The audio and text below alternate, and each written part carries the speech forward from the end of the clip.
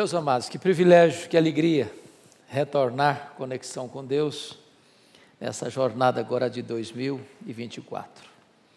Eu convido já você para abrir sua Bíblia comigo, por gentileza, no livro de Josué, no capítulo 1. E nós faremos a leitura dos versos 1 ao verso 9. Josué capítulo 1, versos de 1 a 9.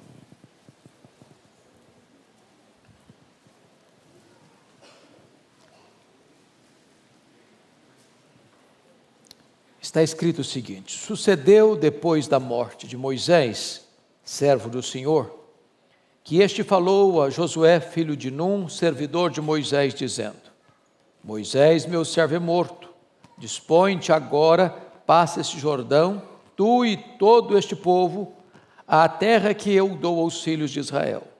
Todo lugar que pisar a planta do vosso pé, vou-lo tenho dado, como eu prometi a Moisés. Desde o deserto e o Líbano até o grande rio, o rio Eufrates, toda a terra dos heteus, e até o mar grande, o mar Mediterrâneo, para o poente do sol, será o vosso termo. Ninguém te poderá resistir todos os dias da tua vida. Como fui com Moisés, assim serei contigo. Não te deixarei, nem te desampararei. Sê forte e corajoso, porque tu farás este povo herdar a terra que sob juramento prometi dar a seus pais. Tão somente, sê forte e muito corajoso, para teres o cuidado de fazer segundo toda a lei que meu servo Moisés te ordenou. Dela não te desvies, nem para a direita, nem para a esquerda, para que sejas bem-sucedido por onde quer que andares. Não cesses de falar deste livro da lei. Antes medita nele dia e noite, para que tenhas cuidado de fazer segundo tudo quanto nele está escrito. Então farás prosperar o teu caminho e serás bem-sucedido. Não te mandei eu? Sê forte e corajoso. Não temas, nem te espantes, porque o Senhor teu Deus é contigo, por onde quer que andares. O nosso tema nesta noite é: agora é com você. Agora é com você. Deus disse a Abraão para sair da sua terra, da Mesopotâmia, terra idólatra, para ir para um lugar que ele ainda não conhecia. E Deus prometeu fazer dele uma grande bênção, e por meio dele abençoar todas as nações da terra. Prometeu uma terra para ele. Lá em Gênesis 15, Deus aparece novamente para Abraão e disse: Abraão, a terra que eu vou dar para vocês,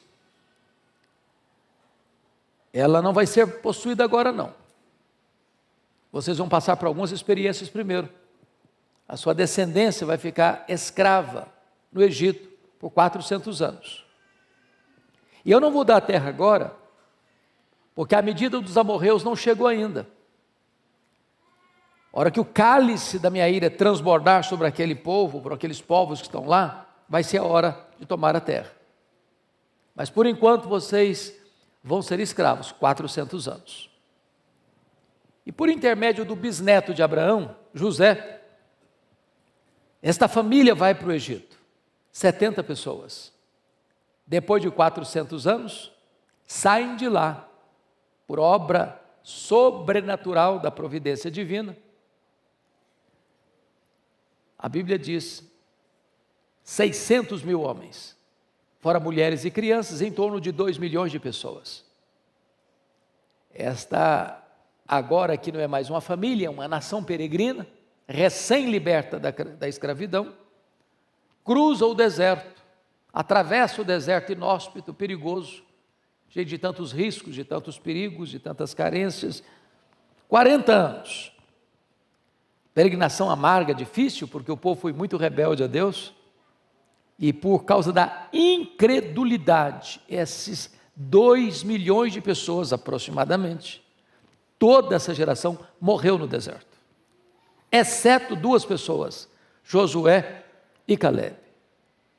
É por isso que você tem um livro de Deuteronômio, que é uma repetição da lei. Repetição para quem? para aquela geração que não saíra do Egito, que nascera no deserto e que entraria na terra prometida. Deus leva Moisés até o Monte Pisga, até o alto do Monte Nebo, defronte de Jericó. Mostra para ele a amplitude da terra. E disse: estou mostrando a terra, você não vai entrar. E então Moisés morre, com 120 anos, sem escurecer os olhos, com todo vigor. E é nessa conjuntura que Deus chega para o jovem Josué, que acompanhara Moisés nessa trajetória. Agora, meu servo Moisés é morto. Agora é contigo. Agora é com você. Dispõe-te agora e atravessa o Jordão. Tu e todo este povo. E eu vou dar a você esta terra. Todo lugar que pisar a planta do teu pé, aí eu te darei. Agora, é preciso que você seja corajoso. Você tenha bom ânimo. Coragem para fazer tudo de acordo com o que eu vou orientar você. Atravessando os séculos, chegando até hoje, assim como Josué tinha desafios, você e eu também temos desafios. Desafios pessoais, desafios familiares, desafios no trabalho, desafios na nossa vida espiritual. E aqui eu quero deixar então alguns princípios para nós meditarmos nesta noite. E a primeira coisa que eu gostaria de trazer à sua memória esclarecida é que para nós assumirmos o nosso papel nessa geração, é preciso olhar para Deus e não para as circunstâncias. Quando eu olho para as circunstâncias hoje, o meu coração fica sobressaltado se eu não tomar cuidado. Estou com 65 anos, eu não me lembro de viver um período mais turbulento do que estamos vivendo hoje. A maior nação, mais poderosa nação do mundo, à beira de uma guerra civil. Estados Unidos. A Europa, na iminência de uma guerra. A Rússia ameaçando o mundo com outras nações de usar armas nucleares. O Oriente Médio é um barril de pólvoras. Se não houvesse essa grande crise militar no mundo, há uma crise moral gravíssima. Assodadamente as pessoas estão mergulhadas numa grande crise. Para todo lado que você olha, a carranca da crise está aí. Mas Deus não chamou você para olhar as circunstâncias. Deus chamou você para olhar para Ele. Ele está no controle, Ele tem o controle de todas as coisas. Então eu gostaria que você observasse comigo algumas coisas. Tem hora que parece que a situação é irremediável. Quando diz que Moisés é morto, Moisés era não apenas um homem, era um ícone da sua geração. Ele era o líder, ele era o libertador, ele era o legislador, ele era o intercessor, e quando ele morre, há um vácuo de liderança, há um vazio de liderança. Não se encontrava, obviamente, nenhuma pessoa com o perfil de Moisés, com quem Deus falava face a face. O homem mais manso da terra, mas ao mesmo tempo de pulso forte. Um homem que é capaz de liderar 2 milhões de pessoas num deserto. Mas eu gostaria de dizer para você que Deus sepulta os líderes e a obra continua. Porque os nossos olhos não estão nos grandes líderes, os nossos olhos estão no Deus Todo-Poderoso. A obra de Deus vai avançar, a despeito das crises que porventura possam existir e nos atingir. Veja você que o fato de Moisés estar morto não abala o trono de Deus, não abala a agenda de Deus, não abala o propósito de Deus. O plano de Deus não é de forma nenhuma alterado em virtude disso. Então eu quero encorajar você a olhar para Deus. Porque foi pelo fato de os 10 espias incrédulos tirarem os olhos de Deus para colocá-los nas circunstâncias, tem cidades fortes, tem gigantes, tem perigos, é que o povo morreu no deserto, por incredulidade. Foi porque Pedro olhou para a fúria das ondas, é que ele naufragou. Foi porque os soldados de Saul olharam para o tamanho de Golias, é que eles se acovardaram. Agora note isso. A nossa vitória não é resultado, irmãos, nem da nossa força, nem da nossa estratégia, nem da nossa experiência. A nossa vitória vem de Deus. Talvez você seja jovem, não interessa. A sua vida está nas mãos de Deus. Ele pode fazer da sua juventude alguma coisa extraordinária. Eu fico olhando para a história e vendo, por exemplo, que Alexandre o Grande já havia conquistado o mundo com 23 anos de idade. Eu fico olhando, por exemplo, Mozart, que já havia sido consagrado como grande gênio da música mundial na sua juventude. Eu fico olhando Colombo, que já tinha feito seus planos para entrar na Índia aos 28 anos de idade. Lutero iniciou a reforma com 38 anos de idade. Calvino, com 21 anos, já era conhecido como um intelectual da França e um homem que era uma referência da teologia em toda a Europa. Joana d'Arc fez todos os seus trabalhos e terminou sua missão na fogueira com 19 anos de idade. Billy Graham, aos 40 anos, pregava para o mundo inteiro. Então não é a sua idade, não é a sua experiência, é Deus. Tira os olhos das circunstâncias e olhe para Deus. Agora veja você no verso 2. Moisés, meu servo, é morto, dispõe-te agora. Em outras palavras, a nova geração precisa assumir o seu papel. Os líderes de cabelinhos brancos, os mourões, estão sendo levados e serão levados. Nós estamos numa corrida de revezamento. É preciso que os jovens peguem o bastão. É preciso que a nova geração chame para si a responsabilidade. Agora é comigo, agora é com você, agora é com você, agora é conosco. Não vivemos de saudosismo, não moramos no passado, não sobrevivemos de reminiscências. O papel agora é conosco, agora é com você. Eu fico olhando o que Wesley, revestido com o poder do Espírito Santo, naquela noite de 31 de dezembro de 1739, disse mais tarde: Senhor, dá-me 100 homens que não temam outra coisa senão o pecado, que não amem ninguém mais do que a Deus, e com eles eu abalarei o mundo. Ou o que disse o nosso missionário pioneiro, Ashbel Green Simonton, que aos 34 anos de idade estava morrendo em São Paulo. E a sua irmã debruçou sobre o seu corpo ainda moribundo, no apagar das luzes da sua vida, preocupado com os destinos da igreja, perguntou: meu irmão, o que vai ser da igreja daqui para frente? E ele respondeu altivamente: Deus levantará os seus próprios instrumentos para continuar a sua obra. A nova geração precisa pegar o bastão, agora é com você.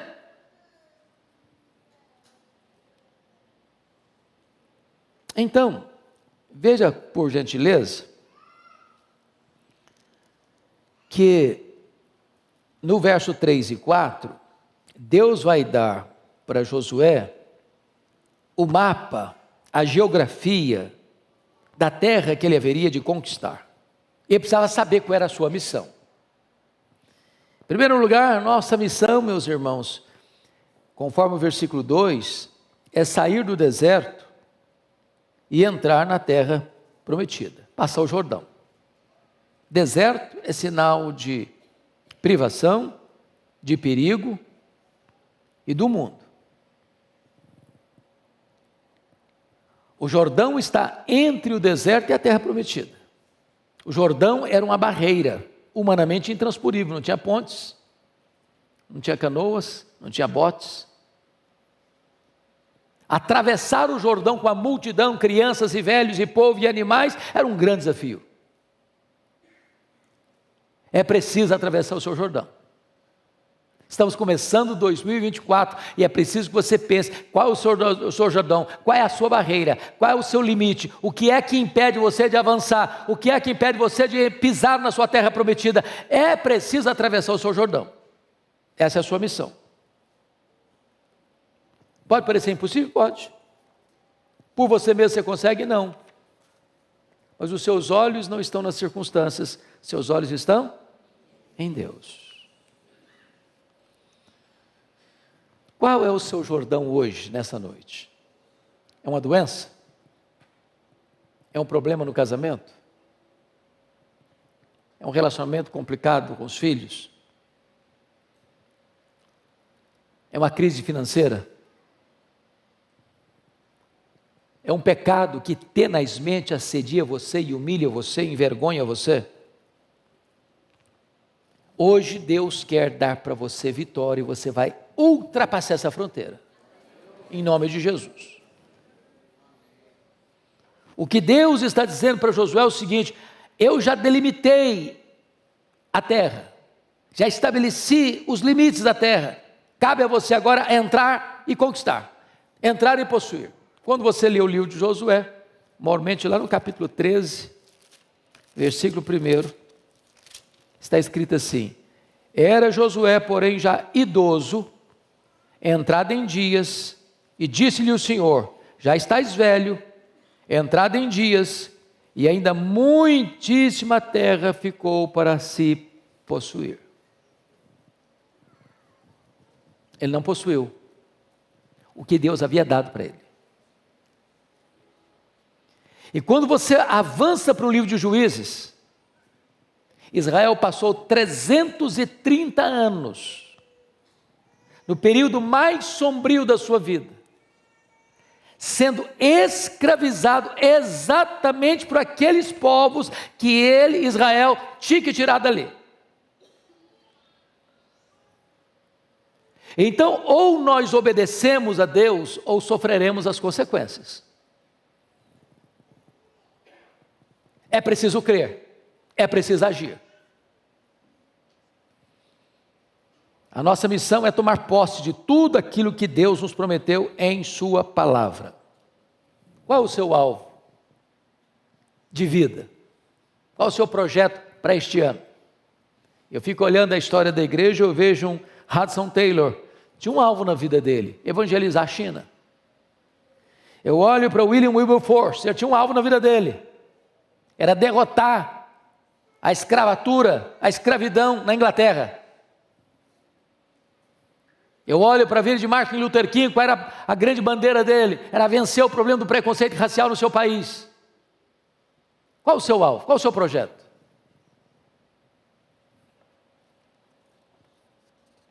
Precisamos andar dentro da vontade de Deus, não olhar para circunstâncias, olhar para Deus. Mas há uma segunda coisa nesse texto que eu gostaria de destacar. Agora é com você. Então, você precisa tirar os olhos dos inimigos e colocar os olhos nas promessas de Deus. Você acredita que tem inimigos por aí? Visíveis e invisíveis? Então, dá uma olhadinha comigo no versículo 5. Vamos dar uma lida assim, bem eloquente, bem bonita, todos nós em conjunto, versículo 5, todos juntos. Vamos? Ninguém te poderá resistir todos os dias da tua vida. Como fui com Moisés, assim serei contigo. Não te deixarei, nem te desampararei. Quem é que não vai poder resistir o Josué? Ninguém. Quem é ninguém? Ninguém. Pronto. Grande, pequeno, feio, bonito, poderoso, fraco, não interessa. Ninguém. Então, a primeira coisa que eu preciso entender é que a nossa vitória vem de quê? Da nossa força? Da nossa capacidade? Da nossa inteligência? Da nossa estratégia? da nossa família, da nossa igreja, da nossa denominação? De onde vem a nossa vitória? Vem de Deus. Vem de Deus. Quanto Deus pode? Tudo quanto Ele quer. É Deus quem está prometendo isso. Ninguém te poderá resistir todos os dias da tua vida. Há condições para isso? E nós vamos ver daqui a pouquinho que condições são essas. Segunda coisa que é muito importante definir: a nossa vitória está fincada na fidelidade de Deus. Assim como eu fui com Moisés, assim eu serei contigo. Moisés está morto, mas Deus está vivo. Moisés não lidera mais, mas quem lidera é Deus através de Moisés. E como Deus liderou através de Moisés, Deus continuará liderando através de Josué. Muda o obreiro, mas a obra é a mesma. A obra continua. A nossa vitória, em terceiro lugar, é garantida a nós pela presença de Deus. Assim como eu fui com Moisés, eu também serei contigo. Deus está conosco. A presença de Deus é a nossa garantia de vitória. Mas o último ponto que eu gostaria de destacar nesse texto, agora é com você. Então você tem que tirar os seus olhos das circunstâncias e colocar os seus olhos em Deus. Agora é com você. Então você tira os seus olhos dos inimigos e coloca os seus olhos nas promessas de Deus. Mas em terceiro lugar, agora é com você. Então, tira os seus olhos dos seus próprios sentimentos e coloque os seus olhos na palavra de Deus. Se eu for olhar os meus sentimentos, eu vou bambear, fraquejar. Mas se eu for governado pela palavra de Deus, eu vou avançar. Os nossos sentimentos oscilam, não oscilam? Tem dia que você está bem, tem dia que você está mal, tem dia que você está animado, tem dia que você está desanimado, tem dia que você está doente, tem dia que está com saúde, tem dia que você está com vontade de matar um leão, tem dia que você está querendo fugir do leão. Então, seus sentimentos são uma gangorra, é um zigue-zague. Você não pode depender deles. Então, note você que a partir do versículo 6 a 9, há uma ênfase no texto, que é a questão do ânimo. E você vai notar aí que Deus é contra o desânimo, porque num texto tão curto quanto esse, 3 vezes Deus fala para Josué. Versículo 6, ser forte e corajoso. Versículo de número 7, então somente ser forte e corajoso. Versículo 9, não te mandei eu ser forte e corajoso. Eu acho isso impressionante, porque Deus não desperdiça palavras. Quando Deus está hiper enfatizando, é porque Ele sabe que, não só o Josué, eu fico imaginando, ficar na pele do Josué, ou gente substituir um cara igual Moisés, não é brincadeira. Você já imaginou isso? Não é brincadeira. O medo, a insegurança, será que eu vou dar conta? Será que esse povo vai me respeitar? Será que eu vou ter pulso? A hora que explodiu uma rebelião, como explodiram tantas na liderança de Moisés, será que eu vou saber como é que eu vou agir? E Deus está tratando os sentimentos dele. Porque, irmãos, nada pode ser feito a não ser que você seja uma pessoa animada. O desânimo é contagioso. Uma pessoa desanimada é uma tragédia no grupo. Haja vista os 10 espias de Israel que insuflaram toda a nação. E Deus ficou tão irado com aqueles 10 espias que disse: agora a nação inteira vai morrer. Ninguém vai entrar, exceto os 2 espias que acreditaram. Quando eu olho a Bíblia, eu vejo que o nosso Deus, ele é contra o desânimo. Contra, porque quando você está desanimado, você não vai caminhar. Tem gente desanimada, sabia? Desanimada com a vida, desanimada com os estudos, desanimada com o trabalho, desanimada com a igreja, desanimada com a família, desanimada com tudo. Deixa eu dar 2 exemplos para vocês. Há pessoas que são desanimadas por causa, às vezes, de um problema físico. Você vê quando Jesus curou aquela mulher hemorrágica, tinha 12 anos lidando com um problema de saúde, e não melhorava, ia no médico, gastava dinheiro com consulta, com exames, e etc e tal, e nada resolvia. Aí quando ela ficou curada, sabe qual foi a primeira palavra de Jesus para ela? Filha, tem de bom ânimo. Ué, mas ela está curada já. É que aquela mulher já estava com um cacuete de desanimada. Tem gente que já acostumou com o desânimo. Tem gente, meus irmãos, que precisa ser curado do desânimo antes até da cura física. Aquele paralítico foi levado pelos 4 amigos, destelharam a casa, desceram o camarada, e quando chegou, Jesus disse assim para ele: tem de bom ânimo. Antes de curá-lo, tem de bom ânimo. Porque tem gente que, ainda que fique curado, ela vai continuar desanimada.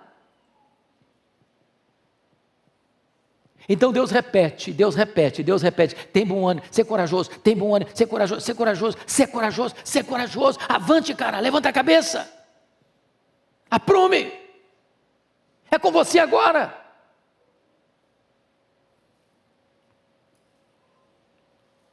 Agora, veja você que o ânimo é produzido pela promessa de Deus, versículo 6, ser forte e corajoso, porque tu farás este povo herdar a terra. Isso é o quê? Promessa de Deus.